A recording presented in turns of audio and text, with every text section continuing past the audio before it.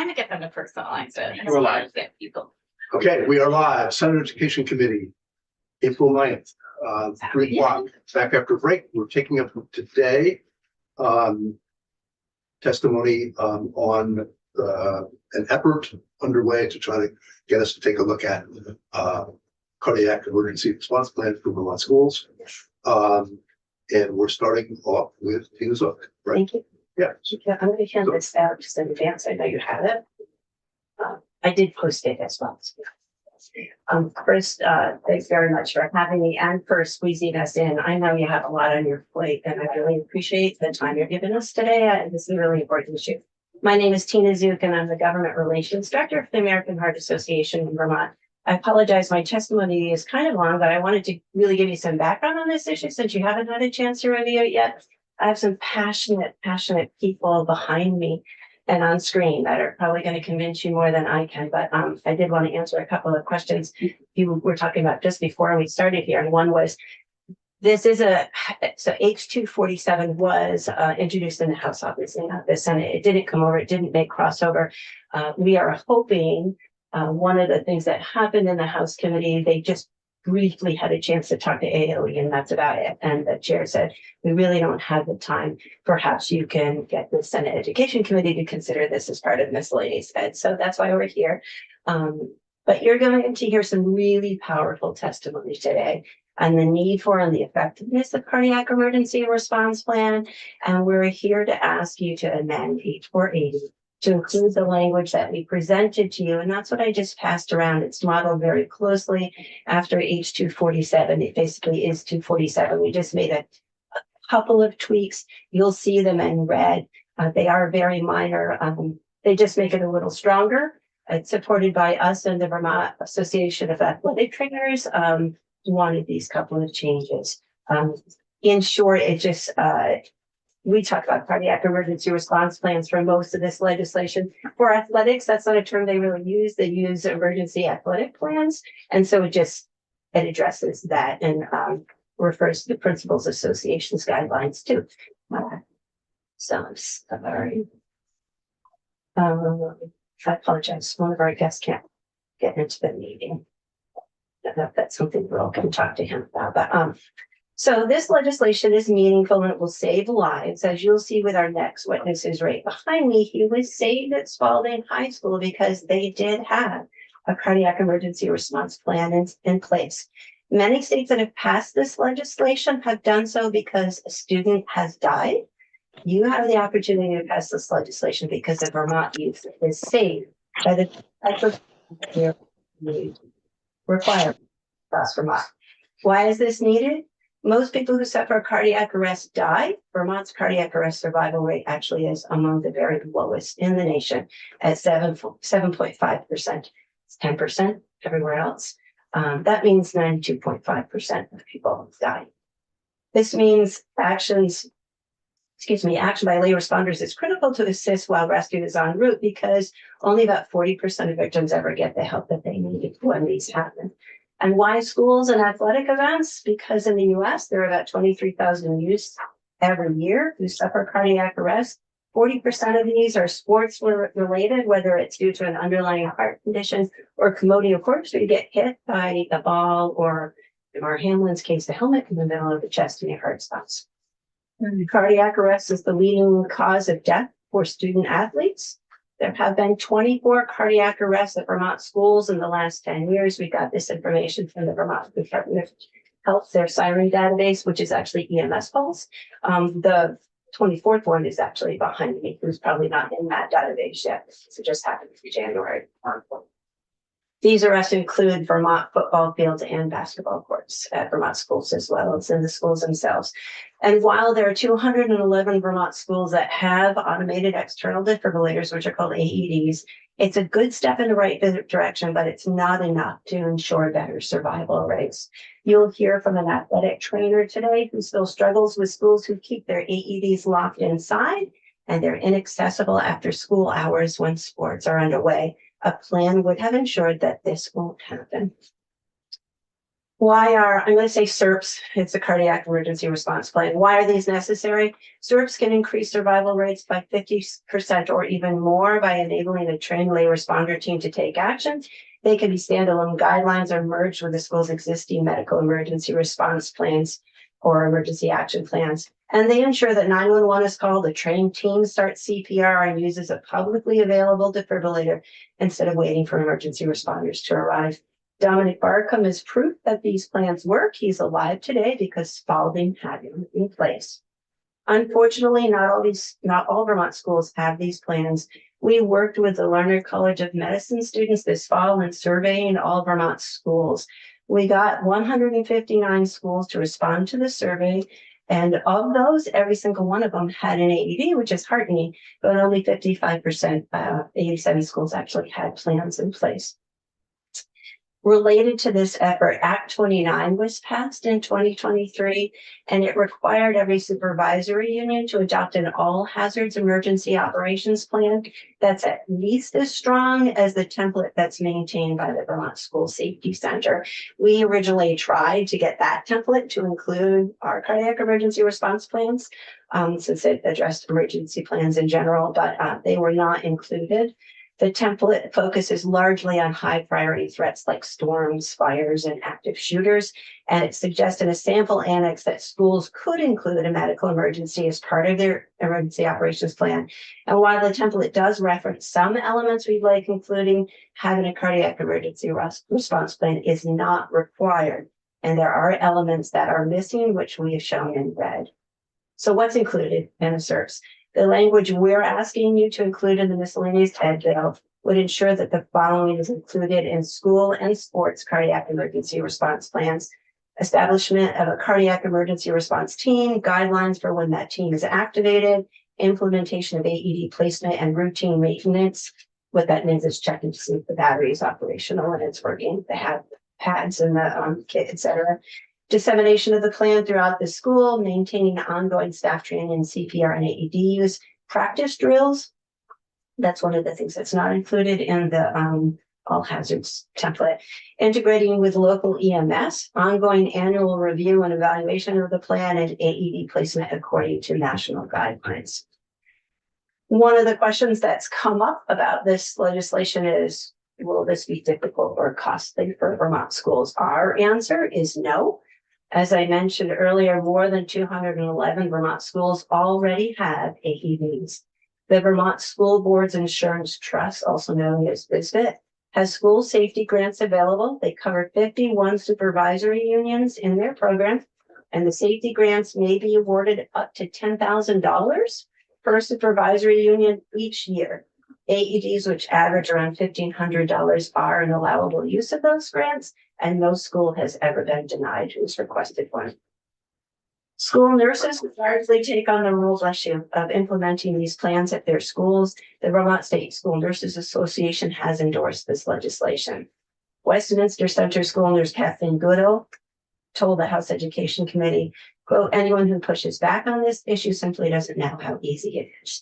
She cited resources and templates that are available by both Project Adam and the American Heart Association, which I'm happy to provide if you want to see them. The barriers that were cited in the Lerner College of Medicine student survey from schools were largely time constraints, insufficient support from above, and lack of guidance. And with the resources I noted above, this would not be a hard lift for schools. In fact, Mount Abraham High School's athletic director and athletic trainer actually created an app for their school at no cost to provide coaches and others an instant access to plans on their phones should a cardiac or other health emergency happen. It contains field locations, coaches' phone numbers, emergency protocols, and the AED locations. I have it on my phone and I'm happy to pass it around if you want to take a look. It is really neat. This legislation has broad support here in the organizations that are supporting it. Lots of public health associations that you're familiar with. In cardiology, Cardiac Kids is a survivors group, kids with congenital heart defects. So broad support. We asked you to act now so that no more lives are lost, which is why we are going the route of the miscellaneous ed bill. We really want this to happen this year, so this can be implemented in schools right away.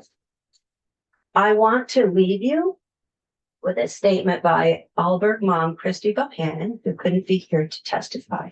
It's very powerful, and I hope you keep this about anything else we say in your mind when you're deciding on this. Christy says, imagine getting a call from your child's school, bless you, that your child is unresponsive. As a parent, phone calls from schools usually mean that your kids are getting into trouble or they're in the nurse's office with a minor scrape or a headache. But on April 14th, 2022, just after lunch, I answered a life-changing call from my daughter's elementary school. Quote, Adriana was just jogging laps and collapsed, had a seizure, and she's unresponsive, they said. The time between hanging up the phone to Adriana arriving at the hospital where I was employed was the longest of my life. The hardest medical consent I will ever have to give was to stop CPR and let my daughter go. Ultimately, my beautiful daughter, Adriana Lee Bohannon, lost her life tragically to cardiac arrest on April 14th, 2022. I strongly believe this outcome could have been different if Adriana's school had a cardiac emergency response plan. CPR performed immediately can double or triple a person's chance of survival. I am not sure if CPR was immediate or when the AED was used, and only the school nurse and a custodian knew how to use an AED. My daughter was one of the 23,000 children who experience cardiac arrest outside of a hospital each year. She was one of the 90% who didn't survive. Please include our proposed cardiac emergency response plan language in the miscellaneous ed bill so this requirement can be enacted this year. This will ensure these plans are in place in Vermont schools in the fall, and that any cardiac arrest victim at Vermont schools and sports, whether it be a student, a coach, an official, or a visitor, has the best possible chance of survival. 7.5% shouldn't be a passing grade anywhere. Thanks a bunch. Appreciate it. I'm happy to answer questions or go over any of the changes we have proposed in House bill. So thank you. Tina, the questions that we're asking, so what makes up a team? How many people? We recommend either 10% of the school staff or 5 people. So not Five of the whole five school. people in the school. Yeah. Okay. All right, because that was it. I had constituents asking, this is, nobody would deny this is a great bill and should pass.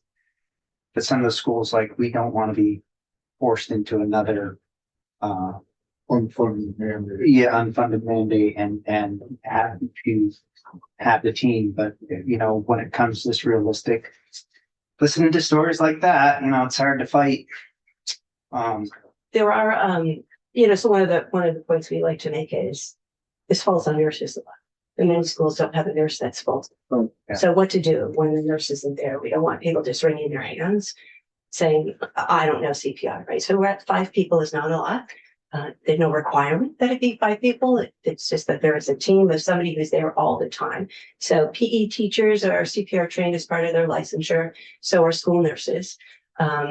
We know that coaches are required to be CPR trained by the Principals Association, paid coaches, not volunteer coaches. So there are some people who we trained already, but it makes sense for people who are at the school all the time to be part of that team, just so nobody falls through the cracks. Maybe a principal, maybe the maintenance facility manager, something like that. It's up to the school. Is this still, I'm sorry, do another one. How do we make sure the AEDs are always, because that's one that locked in the school. How do we? Well, the language here said AEDs that are publicly available. So a lot of the AEDs, we have them here at the state house. They are in cases, but they're not locked, so you can access them. But the plans could be dependent. Each school decides on their own. But an easy fix for after school hours with sports are either making sure sports have their own AEDs, but a very simple one as well would be that coaches have keys to wherever the buildings, so they can access the AEDs. Whatever's quicker to get from there, obviously, because for every minute that passes, your chance of survival drops by 10%. Yes. I can't remember if I had to do Red Cross CPR training for working in a preschool or step to end domestic violence, but most people who would be on this list receive some kind of mandatory CPR and first aid training Correct. Right. Well, what I just mentioned, so nurses, Yeah. PE teachers have Okay. to be licensed, coaches have to have CPR training. Yeah, So the legislation says, you would have to be CPR trained according to national guidelines. So there are two Okay. different, well, there's more than two different ones, but basically people know two kinds of CPR. One is certified, Mhm. the rescue breath, it's like 4 hour course. But Yeah, there's also hands-on CPR training, which is also, according to national Right. guidelines, is not burdensome at all. yeah, It is very easy and it references AED use too. You all provided some funding to the health department for us to give kits to schools to do hands-on CPR training. They have mannequins with them and they have a kind of a fake AED, but you can learn quickly. A lot of it is just about taking away the fear and getting that instruction on how to do that to make people act, because if they haven't Right. done it before, Right. they just don't. all I'm trying to sort out is if it's only responsible of us to try and prioritize some level of funding for any equipment or time and personnel training, or if it should be fairly cost neutral to fold this into existing training. I think this is very cost neutral. The training isn't expensive. The most expensive part of this would be an AED purchase. They average around Okay. $1,500. But like I mentioned, this bit I've talked to them repeatedly. They have safety grants available up to $10,000 for Okay. each supervisory union, which is happy. And they're safety, so they could be used for everything, not just AEDs, but AEDs. They said certainly could be used. And there's never been a time the school has been declined. So And I just want to say for the record, my concern is not just cost, it's just that we make sure that they, aren't being asked to do something without us committing resources to make sure that they have the right equipment and can guarantee this. Yeah. So I, obviously think it's hard to argue with the underlying sentiment and goals of the bill. And not to mention in terms of resources, and that when one of this nurses had referenced in House Ed, we have templates like that to create a cardiac emergency response line. We have protocols that are longer, so you understand what you have to do. But we have the templates where you fill in your emergency team. It says when to call 911. It's very easy. Yeah. We just want to make sure that everyone has the best intentions sometimes, but without a requirement, it becomes part of the to-do list. And we've all had those where there's something really good you want to do, just something else takes its place. And Right. so we just don't want a case where somebody's lost because Yeah. this doesn't happen. How often does the plan recommend a retrofit? You do it Annually. and 3 months later, you kind of have forgotten how you're supposed to do what? No, so the legislation requires that there would be an annual, it says drills, but annually an evaluation too. So the drill would be like a fire drill or active shooter drill. A lot of the teams, you'll hear this from some of our athletic trainers that are going to testify, they do a drop the dummy drill where they just throw it on the field, like as if it was somebody who had a cardiac arrest, and they go into action and see how long it takes for people to respond. But it's annual that's required in the legislation. So what's the difference? Is there a fiscal note for this? How much we look? There isn't, Okay, so there isn't. grants are available. Yeah, like I said, I don't think it's burdensome at all. I think the fact that I think there's frankly more schools than the 211 that have AEDs because we've been working on this for over a year. Mhm. When we first started doing the research, there's a law that requires schools to register with the health department. Well, it requires anybody who has an AED to register. And there were only 40 schools when we started. And we did education with the schools in AOE, and that number got up to 211. I think there's more. They keep coming in. So that is something that people are aware of and they have, but it's just not enough, right? We just don't want the AED to be there and somebody's scared to death to use it because they've never used it. They are foolproof. They talk to you. I don't know if you've used them or not. They say, put pads on patient's chest, shock now, step back. They're really, but if you never used one, you wouldn't know that. Thank you. Whoever you have lined up next. Stick together and on if you put a chair. Just tell Hello, I'm Dominic Martin. Robert.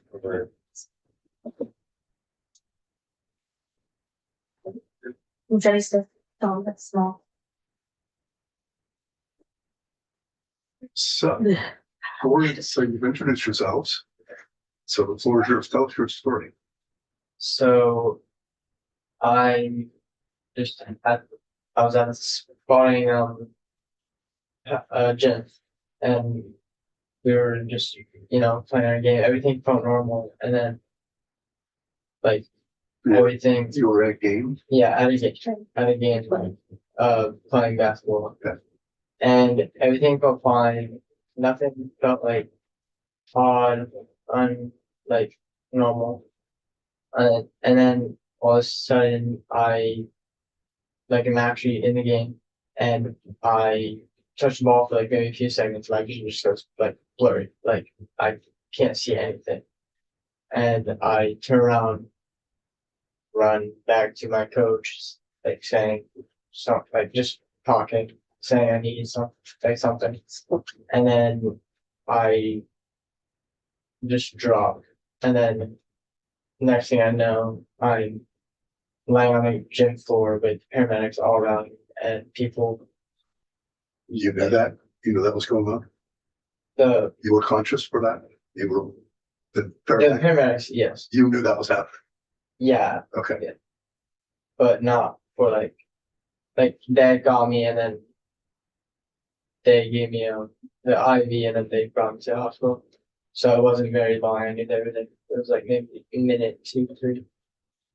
That's all. And then now I'm here gladly because Spawning High School had the AED ready and people knew how to perform Oh, CPR. so did they use the AED?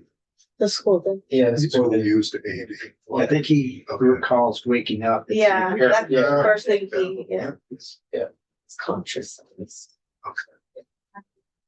Who used the AED on you I'm not sure now. afterwards? Yeah. The two coaches performed CPR and athletic trainer got the AED from Scott.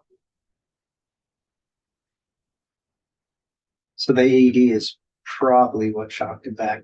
Yes. Like, how long was that before they got? I know you know. Yeah. You probably go get somewhere. And I want to say maybe 4. It was fast. I don't know the amount of time, but I talked to the fire chief in Barry and he said, and I believe it was him, he had done an after action kind of review with the school and I believe Dominic was revived by the time they got there. It was pretty quick.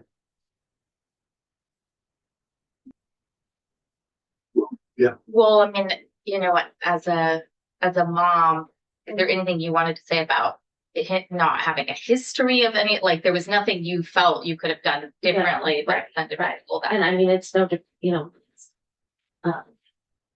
I mean, I'm just glad it was where he wasn't happy. Yeah. I wouldn't have done it. Yeah. So like, but if the school wasn't prepared, Mhm. they wouldn't be able to do it either, Yeah. Yeah. I mean, who knows how long? I don't know what time the paramedics up there or whatever, but sometimes that does damage in your brain the longer it is, and things like that. So I'm just grateful because he had no brain damage, not drank any of the fridges, nothing else like that. It was hurting the next day a little bit, but that It's pretty amazing. for a few days, it's been sore. Some weeks. So clearly the school had an AED. Yes. Okay.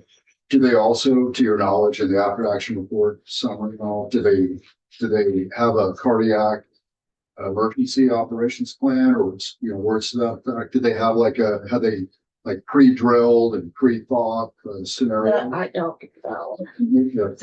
I apologize. Talk for the back that the nurse at that school was one of the nurses that was surveyed in the school survey that we did. So they do have a cardiac emergency response plan. I don't know how extensive it was, but they had coaches trained and the AEGs ready, and they're reviewing the plan based on having Dominic and improving. Dominic, how old were you? I'm 60. And that happened when you were 16 or 15? 16. Just it was pretty recent, right? Yeah. Just January, is that right? Yep. Yeah. Wow. And his sister's the one that passed away. Same thing happened to her. Oh my goodness. She that was sad. Sad thing for us,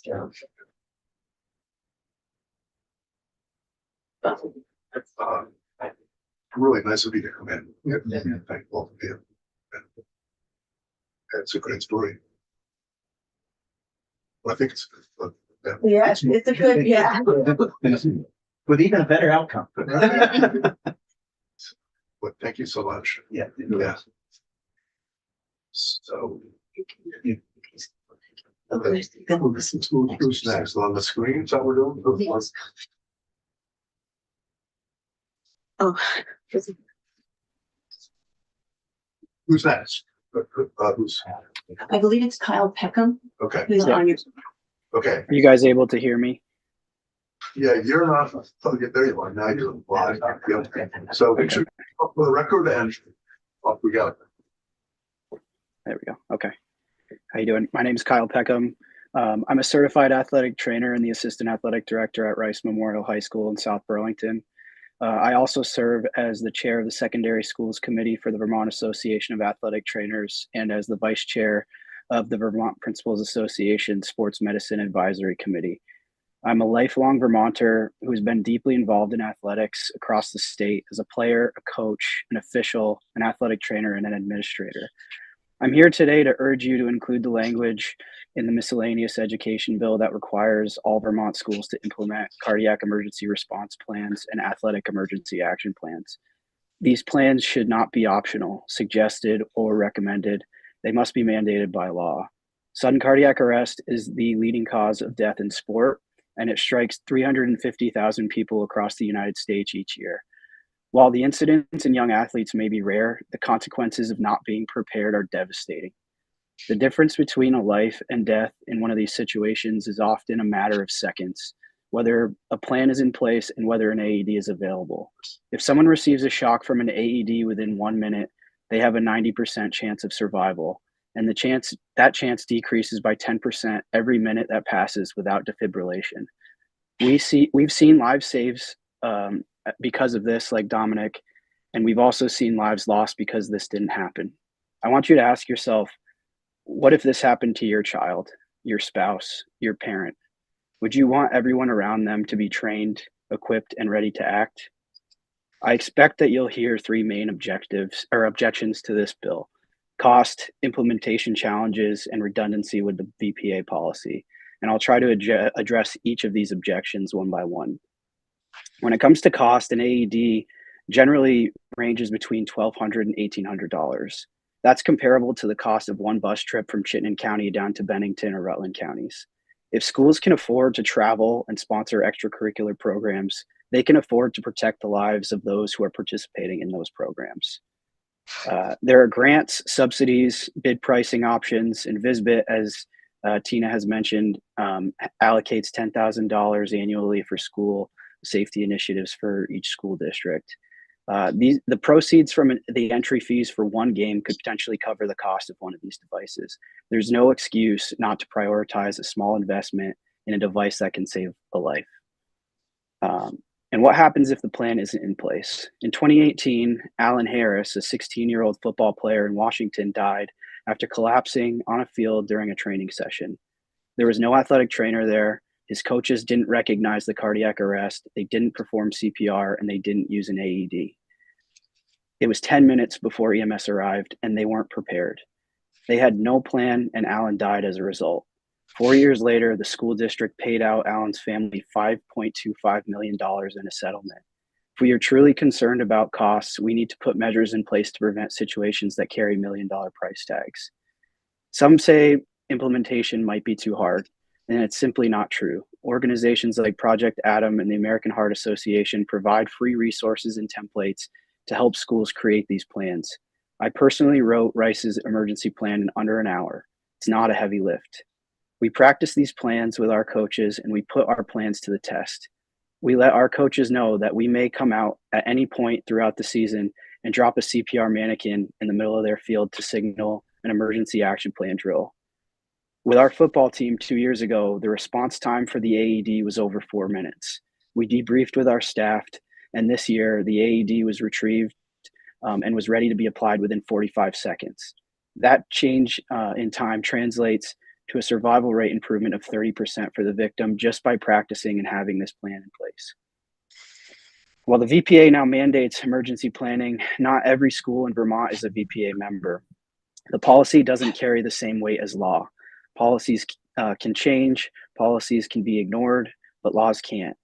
Making this a legal requirement ensures accountability, consistency, and enforceability across Vermont schools, not just those participating in VPA competition. We don't get to choose if a cardiac emergency happens. We only get to choose if we're ready to respond when it does. You have the power to turn readiness into a requirement, not a recommendation. This isn't about checking boxes, it's about saving lives, possibly even the life of somebody that you know. Don't wait until Vermont becomes the next tragic headline. Be proactive, be bold, and make this the law. Thank you. I'm happy to answer any questions that you may have. Senator Williams. Is it, I thought it was a requirement for any organized athletic event to have a trainer available. Do they not have to be with them? So the only sports that require an athletic, a medical provider trained in concussion management are football, ice hockey, wrestling, and lacrosse. So basketball is not a sport that requires an athletic trainer. Baseball is not a sport that requires an athletic trainer. There are several sports that go uncovered potentially throughout the course of a season. Okay, so those events, those sports you mentioned that are required, they have an AED? I would imagine. I would imagine if an athletic trainer is present, an AED is going to always be there. It's kind of it's a standard of practice at this point for athletic trainers. If we don't have an AED, it's a liability issue for us. I wouldn't show up to an event without making sure that I have that piece of equipment with me. Thank you. Yeah. Tina, is Matt does like Megan carry a AED? They do. Okay. Yeah. I met with both her and their athletic director. They have multiple AEDs. And the app I mentioned, I'll actually hand it to you because I'd love for you to take a look at it. You can actually tap on the field and it'll tell you. It's coming up. You can tap on the field and it'll show you where the AED is located. The coach's contact information is on the bottom. So whoever the coach is, everyone's always like, who's somebody's phone number you don't know. They've got all the phone numbers in there. They have the nearest hospital, where to go if that hospital isn't available.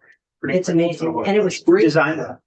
Wendell and Megan, the athletic director and training. You've seen it? I don't want to touch it because that's cool. Oh, well, school has all of Mount Ames field and basketball court.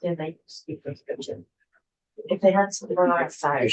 So Senator Weeks had a question. Now they have with those. Yeah, they do. A lot of the athletic They trainers did too. Senator Weeks. Yeah, questions for Kyle. Thank you for your testimony. It's really informative. Since you brought up BPA and you sound like you're pretty familiar with BPA policies and such, can you two questions. One, what percentage of sports activities would you say VPA has cognizance over? And second, is the VPA plan similar to the emergency cardiac response plan that Tina's advocated? So just so I understand your question, the first question, what percentage across the state of Vermont for high school sports? Is that what you're asking? Something, that'd be perfect. Just a notion of the VPA, covers, I don't know, let's say it's 80% of schools or whatever. Yeah, I don't have that exact figure, but I would guess that it's close to 85%. Some of the ski schools are not under VPA. Vermont Academy is not under the VPA. So there are a handful of schools that are out there that do not fall under VPA jurisdiction. Okay. And then your second question, remind me what your second question was. Sorry. The VPA's emergency response or Yep. emergency cardiac response plans, how similar is it to what's being suggested? Yes. So what we have, we hit all of those items in terms of cardiac emergency response plans. We actually also have a little bit more of a comprehensive emergency guidance with regard to heat stroke and things like that as well. But we are in lockstep with the guidelines that are laid out from the American Heart Association in terms of response to a cardiac emergency. But those are just guidelines. You're Correct. asking, you're saying it should be, So it's in yeah, it's in our policy. However, like there's no real enforceability to that. I mean, it would require, unfortunately, in order for something like this to come up, it would require an incident to happen, something having a negative outcome, and then it being there after the fact.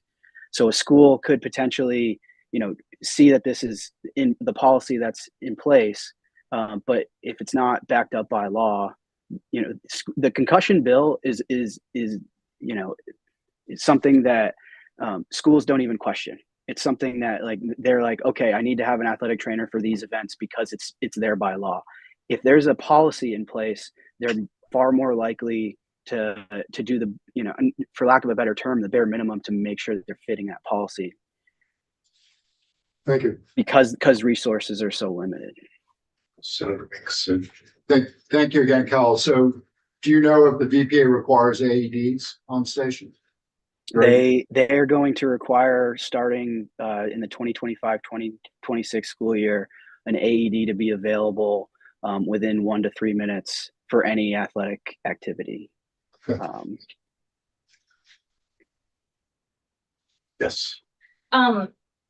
So I think this has the potential to be something that trains the trainer, how to recognize the signs of a cardiac emergency. Most people might not associate temporary blindness or vision loss with someone's having a cardiac event. I mean, my father died of cardiac arrest catering an event, so I think for many people, it's a question of how to even recognize what's happening and respond calmly. And how much does this go into the kind of situational analysis and leadership skills that it takes to act when it's really unclear? And how much might it, I don't know, not rely, but call upon, even other students to learn these skills, just in case an adult isn't around? Yeah, I mean, I think personally, if you look at the requirements for health education, we're now requiring students to go through a CPR training in order to pass that class. So, and I know that in our emergency action planning, we do site-specific and team-specific emergency action plans. So everybody knows what their responsibility is in order to respond to this type of emergency. And that ensures that at every single event, they're prepared to respond. Not every school has an athletic trainer. I feel confident that athletic trainers would be able to identify and act immediately. But realistically, I would say the majority of events that go on across the state of Vermont don't have a medical professional there. And it's important that we continue to double down on the coaching education and things like that. So they are aware, and so they can recognize these things. That case out of Washington, they thought the kid was having a seizure, so they didn't initiate CPR. A lot of times that a cardiac arrest actually appears like they're having a seizure. So those are things that through our education, we make sure to reiterate to coaches so they are able to respond in a situation, when something like that occurs. Thank you. Yeah, that was helpful. Thank you. Who is next? Matt Howland is an athletic trainer who's on the list, and he emailed me that his. There he is. Oh, is he there? Oh, yeah. I managed to make it on. Thank you. Okay. Can everyone hear me? Introduce yourself for the record. Thank you, Senators. My name is Matt Howland. I'm an athletic trainer at the Vermont Orthopedic Clinic in Rutland, Vermont. And I am one of the athletic trainers at Rutland High School, Mill River Union High School, Otter Valley Union High School, and Mount St. Joseph Academy. And I'm here today to share two stories with you. One happened several years ago when I was working as an athletic trainer at Springfield High School in Springfield, Vermont. I was the very first athletic trainer that school had. I was responsible for kind of building the athletic training program. At that time, AEDs were not readily accessible. They were quite expensive, and the school district didn't have numerous AEDs to allow athletic teams to have or to be stationed around the building. But they did have 2 AEDs in each school, at the high school and at the middle school. When I inquired about being able to take an AED out to the athletic fields, I was told by the administration at the time that I couldn't take one of the 2 AEDs out because if an emergency happened at the high school at 7 o'clock in the evening when there were no students there, that there wouldn't be 2 readily available, so that I couldn't take it to the field. Unfortunately, in one of our football games, a referee suffered cardiac arrest and went down, and I was on the field without access to any AED. And we just had to do CPR until EMS arrived, which was about 15 to 20 minutes. And the stats that you've heard over and over again, for every minute that goes by before defibrillation, your chance of survival drops 10%. In this situation, the official that collapsed miraculously survived, and was able to recover. Unfortunately, he had another cardiac event a year later at a similar facility that didn't have an AED and that didn't have any medical personnel, and he was not as lucky on the second arrest, and he did unfortunately pass away. So that's one story that I've experienced, and the other one was much more recently at Mill River Union High School, which is one of the schools that the orthopedic clinic I work with contracts out to, and they have AEDs that we could use. And whenever there's an athletic trainer on site, the AED is brought out with us, as Kyle said. So if the athletic trainer is on site, the AED is with them. But Mill River is a school that doesn't contract out for athletic training services for every single minute of every single practice. So there are times at that school when athletic practices are going on and an athletic trainer is not present, at which case the AED was in a location that was easily accessible and known to all coaches. But for one reason or another, the school decided that it was going to change its policy on after school access to the building and locked every single door and didn't give coaches access to the facilities after school hours. And as Tina said, I'm the athletic trainer that runs these so-called drop the dummy challenges, where we before the season starts, we meet with our coaches, we create our team specific and venue specific emergency action plans. So every team kind of knows what they're going to do, what their roles and responsibilities are during an emergency. It was at one of these days that I noticed that, hey, the school is locked, and I had been fighting with the administration and the school board to get the school unlocked. So I decided, hey, I'm here. The school's locked. We're going to have a drop the dummy drill. So I had a dummy in the athletic training room. I grabbed the dummy. I dropped the dummy and began the drill.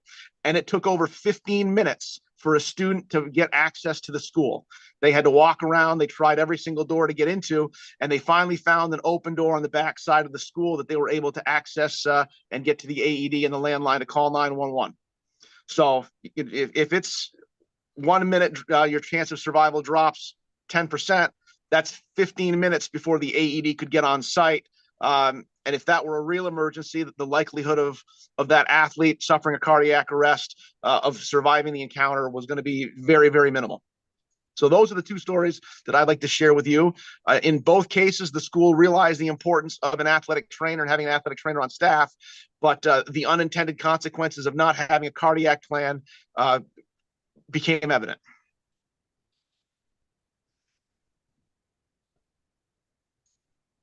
Thank you, Matt. Yep. Thank you. Matt, you're welcome to stay on and listen, by the way. Who's next? That was good testimony, by the way. Thank you. If there's no questions, that was good testimony. So thank you. Thank you. Hi, I'm Rebecca. Can you hear me? A little louder. We can't Okay. do it. I'll get a little closer. Hi, I'm Rebecca. We can barely hear you. Okay. Can you hear me now? Can you turn Okay. all the way up? It's all the way up. Okay. Yeah, stay very close, because for some reason we're having a hard time hearing you. Okay. My name is Rebecca Olmstead. Yeah. Hear you. Just not working. We Can you hear me? Well, if you get, I think if you get within about two, you can turn off the screen if you want to for your own, Sure. and then just get to within like Okay. How is that? even closer. Even closer. Right there. There you go. Now we can hear you very, very close. My name. I am the school nurse leader. You can't back away, Rebecca. Oh, We I'm lose sorry. you. Okay, I'm here to talk. No, I think there's something wrong. Sometimes it creates its own sound Yeah. feedback loop and stops and mutes the person while they're talking. So Is there phone?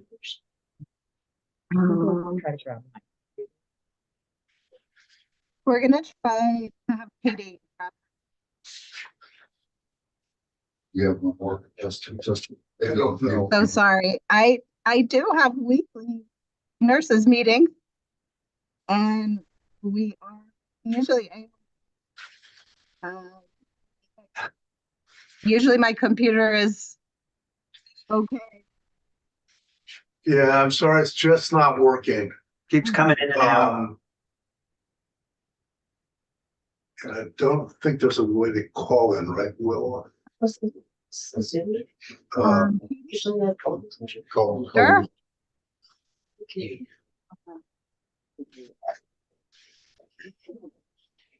Call in. Well, Voice. If they have anything that's like they have the Zoom app on a phone or anything, they can yeah, maybe try your, different computer. you're saying just try your phone instead of, If they Yeah. have, yeah. yeah, maybe try your phone instead of your computer. Okay. Is Matt still there? Because I had a question, but maybe how Do you want to try? put together a emergency response team? Know how difficult that is to do, or to, Together too. you know, he was saying that they practiced some, and I had to ask him, you know, Well, I haven't put it together myself, but Kyle mentioned his plan he wrote in an hour. So I think it just depends on whether they're CPR trained or not. You could probably put together a team really quickly, but just making sure that team is CPR trained and know how to use an AED is probably what would take more of the time. But my guess is, so if you had a 4-hour training, we in the air guard that we train once a year, and of course after you do the first training it goes a little quicker, but it usually half hour, 40 minutes. The AED is the easiest part. It's Yeah. just yeah, there's a lot of online trainings now too. So you can take the training at your home and then just be skill tested by the, I don't know what it's called, the technician, to make sure you can do that and you know how to get the AED and stuff. So I don't think it takes long at all. It's just that would probably be the things that it would take time to make sure if you aren't trained there. Is Kathy McCarthy here? She's. Do you want to join on your phone? Hi, can you hear us now? Yeah. Yeah.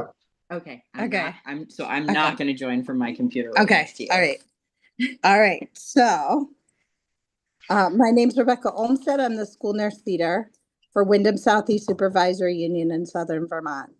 And I'm just here to talk about how we made this proposal a reality. Here at BU6 campus, which is our high school, our middle school, and our technical center, we have 13 AEDs in emergency boxes placed throughout the school. In our 7 elementary schools, we also have AEDs. We have signage throughout our building and maps that are provided to staff. And then we provide directions for the AEDs where they're located. And then I am an American Heart Association instructor for CPR and first aid. I do train school nurses and also safety staff and paraeducators on the safety teams throughout the district. I also provide community CPR classes, which is compressions or hands-only CPR. That is manageable. It's just an hour long. And I provide that throughout the district for paraeducators. Nurses meet regularly We also coordinate with EMS in the Brattleboro town and the outlying towns. This is an ongoing work in progress, but it is attainable. It is feasible, the work that we've done. And I'm going to give it off to Katie. Hi, my name is Katie McCarthy. I'm the safety coordinator here on the BU6 campus again, which is our middle school, our high school, and our regional career center, and with our technical industrial career center. And I think the most important thing that I want you guys to know is that it can look a lot harder on paper than it actually is. This isn't hard. And we have worked in our campus and across our campus, and part of the way that we've addressed cost is we've shared this across budgets. So this isn't a budget, these aren't items, and this isn't a financial undertaking that has been assigned solely to one department. We have shared this across the budget in my department, which is our safety and security department, across our health department, and across our athletic department.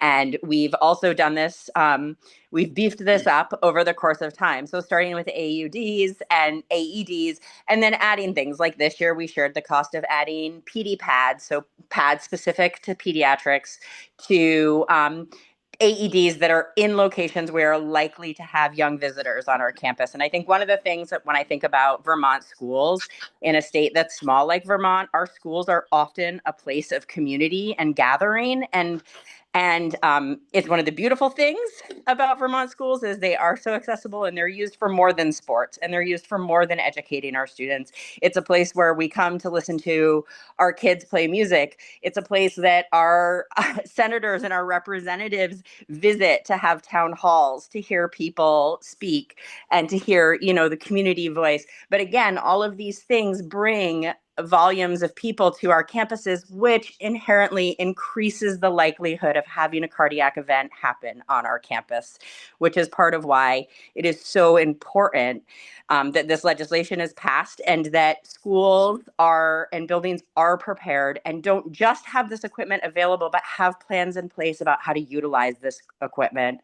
Part of my job is safety is I get to show up every day and I get to plan for the worst and hope for the best. And it's a weird way and place to view the world from, but we do that because the amount of time that it takes for 911 to respond. And I live in Brattleboro.